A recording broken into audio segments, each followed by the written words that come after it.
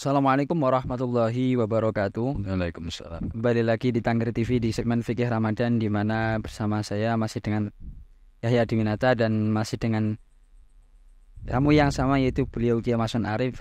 Kita akan melanjut di pembahasan yang sebelumnya, di mana di pembahasan sebelumnya kita telah membahas kesunahan-kesunahan berpuasa. Telah terbahas 2 poin, yakni mengenai masalah sahur dan masalah berbuka puasa kemarin nih Pak.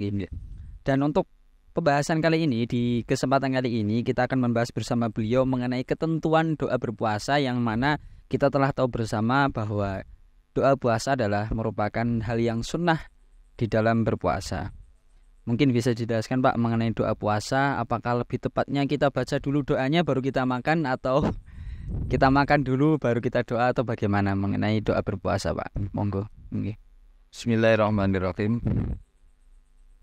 Tuh, menjawab dari pertanyaan yang ada tentang ketentuan doa daripada berbuka puasa sih.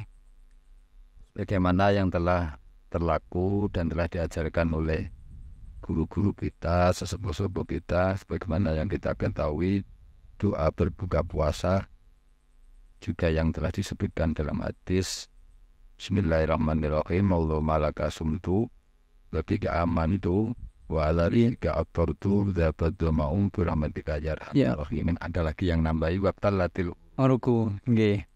Saya kira juga tidak jadi masalah, karena semua ada yang meriwayatkan Rasulullah SAW. Namun yang perlu ditekankan sebagaimana yang menjadi poin dari pertanyaan ini adalah tentang waktu. Waktu nggih, Pak. Begitu matahari terbenam dengan ditandai masuknya waktu maghrib, nggih, maka menurut hemat saya tetap kita baca bismillah dulu. Baca bismillah dulu, setelah itu makan atau menandai membatalkan puasa atau berbuka puasa, meskipun dengan seteguk air atau makan kurma 1 biji atau 3 biji. Baru setelah itu kita berdoa. Oh, ngeten nggih Pak nggih. Sebagaimana yang ada dalam kitab ini, I'anatul Thalibin laki-laki juz 2 halaman 247. Di sini disebutkan mengkhasiai daripada kitab Fathul Mu'in, wa yusannu ayakula akibal fitri. Kita tahu akibah itulah setelah nggih Pak, setelah nggih. Dalam kitab I'anatul Thalibin diterangkan wa yusannu ayakula ayil muftir wa qalu akibal fitri ay akibama yahsulu bi al fitru. Jadi setelah melakukan atau makan atau melakukan sesuatu yang dianggap sudah bisa dianggap sebagai berbuka puasa. Itu tadi makan kurma 1 biji, 2 biji atau 3 biji, atau 1 biji, atau kita minum seteguk air, baru kita melafadzkan doa la qoblahu wala indahu. Tidak sebelumnya, juga tidak pas waktu makan. Bukan. Ya Allah. Jadi kita melafadzkan doa Allahumma laka sumtu itu setelah kita makan atau melakukan sesuatu yang dianggap sudah bisa berbuka puasa. Maya zulubi albitu, makan sesuatu yang kita sudah dianggap berbuka. Karena hal yang seperti ini yang sangat jarang diketahui, karena yang kita tahu ngaten nggih Pak nggih. Kan nggih Allahumma laka sumtu, setelah itu baru minum dan lainnya. Nah nggih. Karena kalau kita melihat nuskah atau lafaz daripada doa itu Allahumma laka sumtu wa bika amantu wa ala rizqika aftartu. Mohon maaf, di situ ada lafaz aftartu, pakainya fi'il madhi. Kita tahu fi'il madhi itu menunjukkan arti yang sudah terlampau. Kalau kita doa dulu belum makan, dari mana kita berbuka? After turunnya after tukang bus buko sopo ing wus buko. Padahal kalau kita lafadzkan sebelum doa, sebelum makan, berarti kita belum berbuka gitu. Belum berbuka nggih. Enggak connect ya. Nggih. Makanya karena semua riwayatnya hadis itu yang kita baca semuanya Allahumma laka sumtu wa bika amantu wa ala rizqika aftartu. Semuanya pakai sigot fi'il madhi. Kita tahu fi'il madhi tadullu ala mudhi zaman. Boten kok wa ala rizqika afturu ngoten. Nggih, nggih. Bukan pakai fi'il madhi. Bukan film nggih. Fi'il madhi. Jadi memang untuk mengkonekkan antara apa yang kita lakukan dan yang kita ucapkan, karena riwayatnya semua hadis pakainya fi'il madhi. Fi'il madhi. Buka dulu meskipun hanya dengan seteguk air. Baca doa Bismillahirrahmanirrahim Allahumma laka sumtu, baru setelah itu kita makan yang lebih kenyang. Nggih, nggih. Jadi itu para pemirsa bahwa mengenai doa daripada berbuka puasa sesuai dengan yang ada di dalam tuntunan fikih, yaitu adalah akibah nggih Pak nggih. Setelah kita melakukan sesuatu yang dianggap memang itu sudah berbuka puasa nggih. Walaupun ya dengan seteguk air baru kita melafalkan doa berbuka puasa. Dan itu tambahkan kaya tadi la qoblahu wala indahu nggih. Tidak sebelum makan dan tidak pas lagi makan. Pas lagi makan nggih. Iya, hanya setelah makan. Nggih. Dan sesuai dengan redaksi hadis pun semuanya adalah pakai fi'il madhi nggih. Sihotnya fi'il madhi nggih. Kemudian untuk yang selanjutnya, sebagian dari amal yang sunnah dikerjakan khususnya sebenarnya nggih, salah satunya nggih di bulan Ramadan ini adalah iktikaf, terutama di 10 hari terakhir bulan Ramadan, di mana orang-orang semuanya memburu Lailatul Qadar nih nggih Pak. Mungkin bisa disampaikan mengenai ketentuan iktikaf, syarat-syaratnya atau bagaimana? Mungkin bisa disampaikan Pak. Terima kasih. Termasuk sebagaimana yang tadi disampaikan bahwa termasuk kesunahan yang kita lakukan di bulan Ramadan adalah termasuknya iksaru ibadat. Nggih. Dikhususkan lagi pada 10 terakhir bulan Ramadan. Kalau bahasanya limuso tefati Lailatul Qadri. Siapa tahu corong. Iya, siapa? Menowo gitu. Dan kenapa kok iktikaf? Karena dulu pada waktu itu Rasulullah khususnya ketika masuk 10 terakhir bulan Ramadan itu selalu membangunkan istri-istrinya sebagai taslimul ahkam. Berarti pada waktu itu 10 hari terakhir bulan Ramadan memang benar-benar dimuakatkan, benar-benar dimohon untuk melaksanakan iktikaf. Iktikaf menurut lugat, menurut bahasa itu adalah berdiam diri. Dimanapun kita berdiam diri menurut bahasa disebut iktikaf. Secara bahasa nggih Pak, secara bahasa. Berdiam diri di warung kopi berarti iktikaf. Dimanapun itu, kalau yang hanya kita tengok-tengok ya berarti iktikaf. Arti menurut syariat iktikaf adalah berdiam diri di kitchen. Bagaimana yang kita ketahui, iktikaf di dalam masjid menurut syariat tadi, menurut istilah syariat adalah berdiam diri. Ada koyetnya yaitu qadri biziyadati qadri tumakninah fi shalah. Jadi berdiam diri di masjid durasinya melebihi tumakninah ketika kita sholat. Kalau kita sholat tumakninahnya hanya bi qadri subhanallah, tambah sithik. Tambah iktikaf. Kita masuk masjid, tengok-tengok, tunggu, minyak bikodri, mungkin baca kumbu, sudah termasuk iktikaf. Ada lagi, termasuk ziyadatil qad ala qadri tumakninati sholat, walau mutaraddidan. Tidak harus dia itu duduk, silo, maca Quran, tidak harus loh ya. Artinya bukan menjadi syarat keabsahan daripada iktikaf. Tapi hal ini yang akan kita sampaikan termasuk sudah bisa dianggap sebagai iktikaf. Meskipun orang itu mutaraddidan, cara Jawa mider-mider. Mlebu metu koyo benik.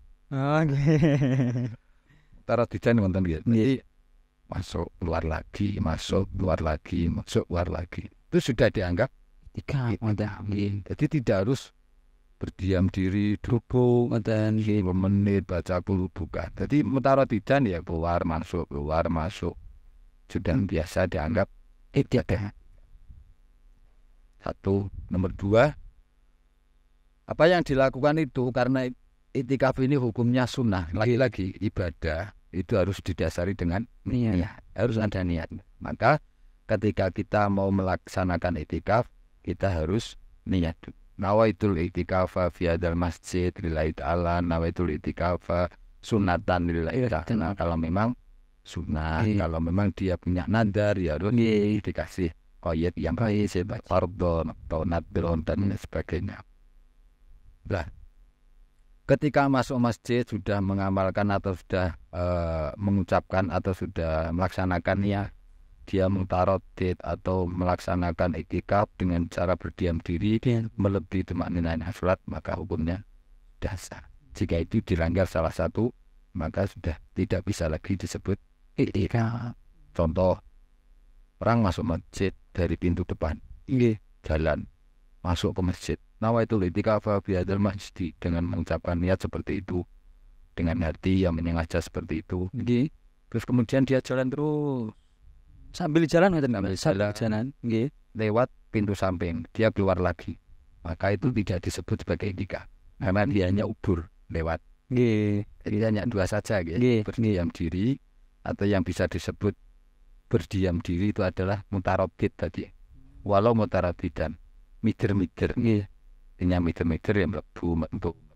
Tapi kalau dia masuk terus kemudian keluar lagi, terus kemudian dia hubung-hubungkan dengan masjid kuno, tidak disebut sebagai iktikaf.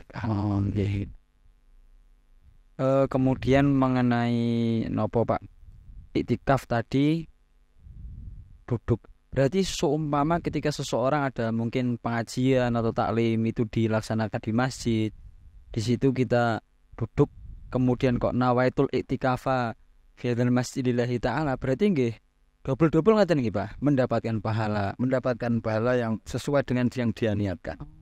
Ngoten. Bahkan ketika kita bahas, kita lihat dalam kitab Biyatul Mursasidin ya, sampai beliau Kiai Musonefnya itu menerangkan bagi takmir masjid yang saya pahami, yang saya ingat, diperbolehkan mengambil uang kas masjid, bukan bangunan jariah ya, uang kas masjid untuk dibelikan kopi, diberikan pada orang-orang yang apa istilahnya nyangkruk. Itu menunjukkan bahwa kita hanya berdiam diri di masjid, apalagi kok sambil mendengarkan taklim, ada pengajian, kita duduk, kita niatkan iktikaf terjadi. Meskipun itu dilaksanakan di Serambi yang pembangunannya Serambi itu dibangun bersamaan dengan masjid. Tapi kalau Serambi itu dibangun setelah pembangunan masjid, maka duduk di situ tidak disebut sebagai iktikaf. Ini yang sangat sulit kita hukumi, karena kita tahu di kitab Biyatul Mursasidin ada bab tersendiri masalah masjid, bab ahkamul masajid ada. Bahwa tidak semua bangunan yang ada itu disebut masjid, kan enggak. Aten nggih Pak nggih. Kalau kita yang di Indonesia yang saya pahami, yang namanya masjid itu mana ya, sak kotak nonggo di tengah niku jenenge masjid. Samping-sampingnya itu namanya serambi nggih. Ada kalau dalam kitab Buyah namanya zawiyah, emper nggih Pak, emper. Jadi ketika pembangunannya itu bersamaan, begitu bangun masjid yang depan yang kotak tengah lah ya, yang sebelah barat, terus kemudian disusul lagi bareng bersertaan dengan pembangunan masjid, maka serambi itu pun di ahkamil masjidiyah. Di ahkamil masjid, pembangunannya bersamaan. Bukan kok ada tenggang waktu setelah kita bangun masjid, selang beberapa tahun baru nambahi bangunan lagi. Itu tidak bisa dihukumi masjid. Artinya kita buat iktikaf di situ ya tidak sah, karena sudah tidak pada status masjid, pun namanya serambi masjid. Tapi kamu statusnya status masjid kalau memang pembangunannya bersamaan dengan bangunan pokok masjid tadi. Terus kemudian yang perlu kita bedakan lagi, ketika melaksanakan iktikaf ini sunnah ataupun wajib. Jadi ada perbedaan. Nanti juga lagi beda kalau nadarnya, ada seseorang yang nadar saya kalau bisa beli mobil, kalau bisa beli tanah, bisa beli rumah dan sebagainya, maka mau itikaf di masjid selama 3 hari berturut-turut, andai kan. Maka perlu diketahui ada sesuatu hal yang membatalkan itu. Jadi karena itikaf ini adalah sebuah ibadah, pasti ada batasan-batasan tertentu yang ditentukan oleh syariat. Ada perkara yang mengesahkan, menjadikan sah, ada pula yang menjadikan batal. Kapan itikaf itu batal? Ketika seseorang itu keluar dari masjid tanpa adanya uzur. Begitu kita berdiam diri di masjid, 1 menit, 2 menit, ketika keluar, berarti kita sudah batal. Kalau nanti kita masuk lagi, ingin dapat fadilahnya kesunahan itikaf, maka mulai nol lagi, niat lagi. Kecuali ketika dia keluar, liqadai hajatil insan. Dia ingin BAB, dia ingin buang air kecil, buang air besar, maka dia keluar tidak termasuk perkara yang membatalkan itikaf. Berarti ketika memang dia masuk lagi, nggih pun langsung terus meneruskan. Mungkin ini Pak nggih, terima kasih atas waktunya. Ada tambahan. Mungkin termasuk perkara-perkara yang disunahkan dalam berpuasa. Itu termasuknya adalah mencegah diri dari sesuatu yang tidak ada gunanya. Baik itu masuk dari sisi pendengaran, dari mulut, dari mata. Jadi memang karena puasa ini adalah sesuatu ibadah yang istimewa. Allah bersama. Begitu juga tadi ibadah sahur ya. Ibadah sahur itu juga sebenarnya ibadah atau pekerjaan yang sangat istimewa yang tidak pernah disyariatkan untuk umat-umat Nabi sebelum. Khusus ini khusus untuk umat Muhammad. Jadi kalau dulu umat-umat Nabi sebelumnya yang kita baca dalam literatur kitab itu, umat-umat Nabi itu tidak pernah puasanya tidak makan, malam pun juga tidak makan, tidak berbekalan. Memang mati kanjeng Nabi. Makanya kita suruh banyak doa balas jasa dengan Rasulullah. Bahkan kalau kita puasa 2 hari 2 malam tidak makan tidak minum, hukum haram, tidak boleh. Ngebleng istilahnya Pak. Ngebleng ini ngebleng itu tidak boleh kalau lewat 2 hari 2 malam. Makanya ada buka puasa, ada termasuk sahur, termasuk keistimewaan buat kita sekalian umat kanjeng Nabi Muhammad sallallahu alaihi wasallam. Dan termasuk lagi perkara yang disunahkan pada waktu bulan Ramadan untuk banyak-banyak sebisa mungkin kita untuk menahan nafsu. Tidak boleh berbuat berucap kasar, miso dan lain sebagainya, mendengarkan sesuatu yang tidak penting, tidak berguna. Karena pada hakikinya disyariatkan puasa bagi kita adalah untuk menahan hawa nafsu. Memang menurut fikih kita sudah puasa, tidak ada satupun yang kita lakukan perkara yang membatalkan puasa, satupun kita tidak makan, tidak minum. Tapi ketika kita mendengarkan sesuatu yang tidak penting, mengucapkan sesuatu yang tidak baik, rasan-rasan, bukan kok puasa kita batal, bukan. Tapi nilai plusnya tidak ada nilai plus. Artinya bisa mengurangi fadilah atau poin kita berpuasa yang pada hakikinya adalah untuk menahan hawa nafsu. Secara fikih tetap sah, karena kita tidak melakukan perkara yang membatalkan puasa. Mungkin ya itu itu termasuk yang perkara yang sunnah kita lakukan pada puasa. Di samping memang harus iksarul ibadat, memperbanyak sedekah atau si'ah alal iyal. Artinya kalau wong Jawa lek manane iku mayorno keluarga. Nggih, mayorno keluarga. Termasuk hal yang sering kita lupakan. Jadi kalau saya tuh punya mbah almarhum Allah yarham. Dia punya satu kebiasaan, jika makan buka puasa seadanya di atas meja, semua disediakan. Tidak ada yang disimpan untuk nanti sahur, tidak ada. Semua disediakan di atas meja. Karena Ya emang inti daripada puasa ini termasuknya juga iksarul ibadat, bisa masuk kategorinya dalam iksarul ibadat itu atau syiah mayarno anak bojo. Jadi pamanen duwe wak pite, duwe wak wedhus, wak keluarkan ketika bukan ngoten iki Pak. sediakan semua. Engko nek turah ya dienggo, engko nek gak ya wis kok golek. Mungkin itu yang dapat saya sampaikan. Nggih.